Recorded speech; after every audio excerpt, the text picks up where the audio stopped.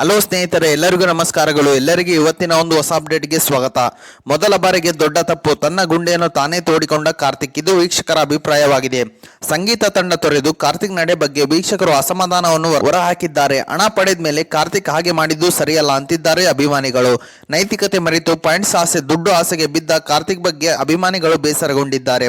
Ethics ಬಿಟ್ಟು ಕಾರ್ತಿಕ್ ತಗೊಂಡ ನಿರ್ಧಾರ ಸರಿಯಲ್ಲ ಅನ್ನೋದು ಅವರ ಅಭಿಮಾನಿಗಳ ಆಶಯವಾಗಿದೆ. ನೈತಿಕತೆ ಮರೆತು ಕಾರ್ತಿಕ್ ವೀಕ್ಷಕರ ಮನಗೆಲ್ಲುವಲ್ಲಿ ಸೋಲುಂಡಿದ್ದಾರೆ.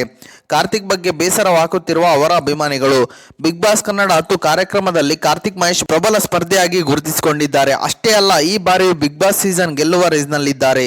ಹೀಗಿರುವಾಗಲೇ ಕಾರ್ತಿಕ್ 11ನೇ ವಾರ ದೊಡ್ಡ ಎಡವಟ್ಟು ಮಾಡಿಕೊಂಡಿದ್ದಾರೆ.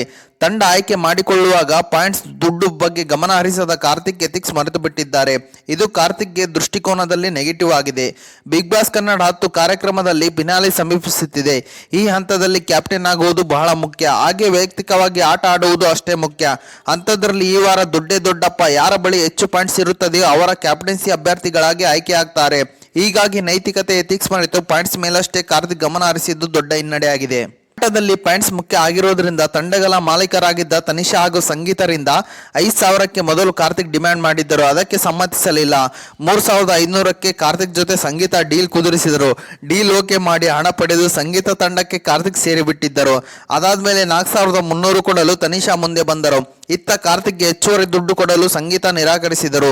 ಆಗ ಇಬ್ಬರ ಮಧ್ಯೆ ಮಾತಿಗೆ ಮಾತು ಬೆಳೆಯಿತು. ಈಗೋ ಕನ್ವಿನ್ಸ್ ಮಾಡಲಿಲ್ಲ ಎಂಬ ಮಾತುಗಳನ್ನಾಡಿ ಸಂಗೀತ ತಂಡದಿಂದ ಕಾರ್ತಿಕ್ ಹೊರಬಂದರು.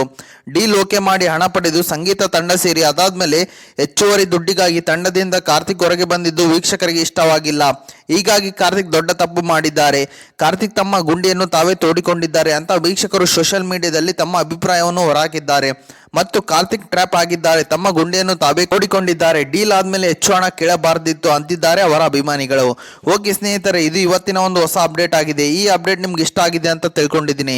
ಈ ಅಪ್ಡೇಟ್ ನಿಮ್ಗೆ ಇಷ್ಟ ಆದರೆ ಸಣ್ಣದೊಂದು ಲೈಕ್ ಮಾಡಿ, ಶೇರ್ ಮಾಡಿ, ಕಮೆಂಟ್ ಮಾಡಿ ಮತ್ತು ಇದೇ ರೀತಿಯಾಗಿ ಹೆಚ್ಚಿನ ಮಾಹಿತಿಗಾಗಿ ನಮ್ಮ ಚಾನಲ್ ಅನ್ನು ಸಬ್ಸ್ಕ್ರೈಬ್ ಮಾಡಿಕೊಳ್ಳಿ ಗೆಳೆಯರೇ.